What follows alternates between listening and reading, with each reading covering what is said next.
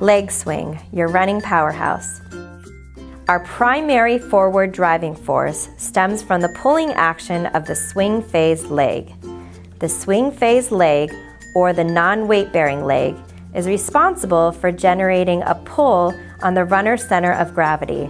Therefore, the power for maintaining pace, acceleration, and rhythm is both initiated and controlled by the non-weight-bearing leg while it swings through the air.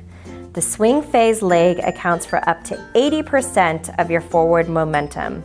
If you want to run faster and hold your pace longer before fatigue sets in, you have to strengthen your swing phase muscles. An example of an exercise is a lunge with hip flexion. Lunge, creating two 90-degree angles with your knees. Step onto your front foot and lift your opposite knee as high as possible, trying to get your thigh parallel to the floor or higher, and lower it back down. Complete 3 sets of 10 repetitions on each side. Be sure not to lean backward.